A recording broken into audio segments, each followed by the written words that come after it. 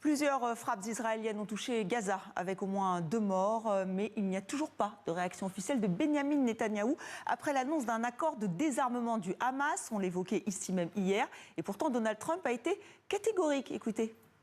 Nous avons un accord avec Israël. Israël a été très satisfait. Israël nous a aidés, ils ont été très bons. Ils ont très bien agi à ce sujet. La plupart des gens disaient que cet accord était irréalisable. Eh bien non. Et nous sommes avec Bethsabée Salem, notre correspondante à Tel Aviv. Bonsoir. Alors comment cette annonce a-t-elle été accueillie en Israël ?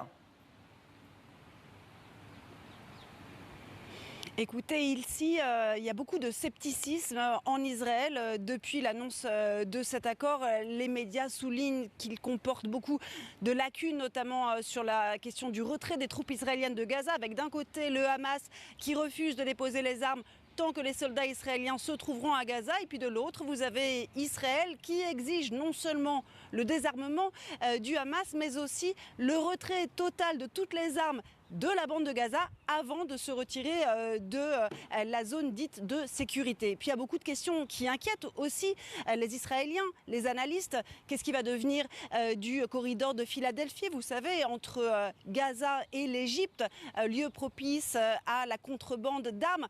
Qu'est-ce qui va se passer avec toutes les armes légères du Hamas? Parce que dans un premier temps au moins, cet accord semble régler la question des armes dites lourdes, comme les roquettes par exemple. Mais à Gaza, il y a des dizaines de milliers d'armes dites légères, c'est-à-dire des kalachnikovs et d'autres fusils d'assaut, des pistolets, ce qui permet non seulement au Hamas d'asseoir son autorité sur la population gazaoui, mais aussi de la terroriser. Alors certes, on se doute bien ici que Donald Trump veut absolument régler la question gazaoui, mais à 3 mois des élections, on imagine mal le Premier ministre Netanyahou plié sur cette question de Gaza. Et d'ailleurs, ces dernières 48 heures, les frappes de Tsahal se sont poursuivies dans la bande de Gaza.